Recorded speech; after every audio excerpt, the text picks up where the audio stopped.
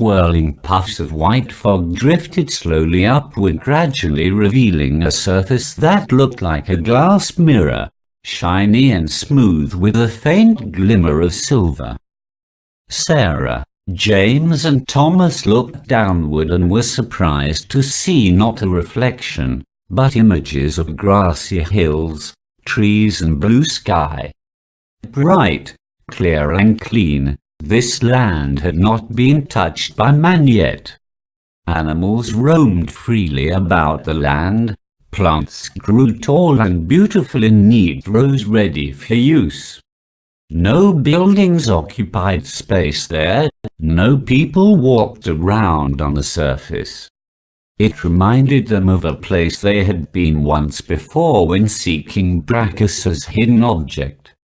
They had gone back to a time before the keepers arrived on the surface of the land that bore their name.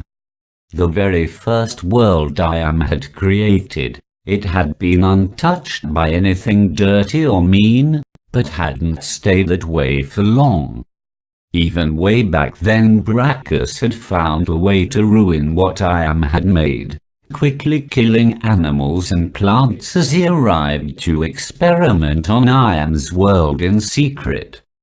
Unpleasant memories of that meeting with Brachus came to mind as the group stood surrounded by a place filled with nothing, but overlooking everything. The scene below them was filled with an explosion of lovely color, but the air around them was a pale washed-out white, much like the pasty muted color of their skin. Death had brought some extreme changes in their appearance. Sara noticed that her own hand had the appearance of not coming into contact with the sun, ever. She was so pale that she was sure that Finola's new friend Eric, even as white as he was, would have appeared a shade or two darker than she was. She was dead, but she had a sense of humor. She glanced over and saw a small smile pull Thomas and James' lips upward as they read her mind. She smiled too for just an instant before realizing they were all probably just having a nervous reaction to their recent deaths, because really it wasn't that funny. Remembering why they were here, they tried to be more serious, but Sara still had to fight the urge to giggle long and loudly while she watched the worlds move along inches from the sneakers she had been wearing when she died. The companions tried to become serious again by squeezing each other's hands tightly and concentrating on what they were seeing at that very moment. Doing this helped a little, but it was still a minute or two more before the keepers were able to wipe the silly smiles from their faces. It was either laugh or cry, and it seemed for just a short time. The laughter took over until they were able to focus in their surroundings once again. The beauty of the lands they saw calmed them, drawing their eyes downward toward the remarkable landscape. It helped to look at something besides themselves, and the view certainly was interesting. As they continued to watch in fascination, the scene below them shifted, and it was as if watching the world form below them. The things they were seeing were not holding still like a pretty picture, they were moving. Clouds floated across the sky, clearly visible just below their feet, and they could see people now. Human beings moved along in sturdy work clothes, farming and building, laughing and playing.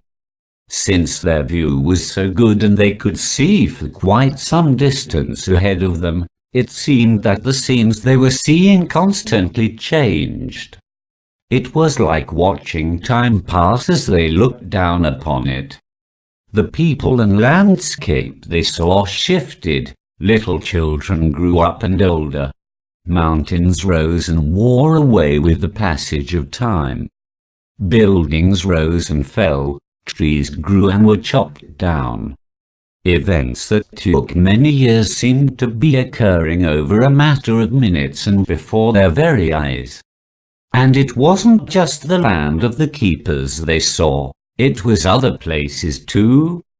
Exotic places with blue grass and purple skies was visible on one section of their unusual flooring, while swampy ground and deserts with orange sand occupied a section farther ahead to the left. The occupants of each section were different too. Though closely resembling your average everyday person, each resident boasted the slight changes Iam had made with each new world he created. These changes allowed their bodies to survive in the atmosphere he had made for them to live in.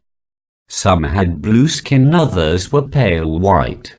Still others had orange hair or green hair with features that suited the changing environments. Little differences. Large muscular chests built to house the bigger lung capacity, nostrils a little wider allowing them to breathe the thicker air that was part of their world. Another area revealed villagers with eyes just a shade larger than your average person, with colors that weren't seen in the normal Earth-type atmosphere, red, pink and orange. Thomas guessed somehow these colors made it possible for them to see in the dense maroon fog that passed for air in their particular piece of the universe. Still others were very short with heavy legs made for keeping them grounded because the gravity of their world was not as powerful as that in the regular world. Tossing large boxes into the air as effortlessly as a piece of paper, they went about their daily routines with ease only those born into that kind of atmosphere could. Each species was different but so beautifully made the differences were not disturbing at all. Brachus, with all his experimenting on Iam's original works, wasn't capable of making living things this wonderful.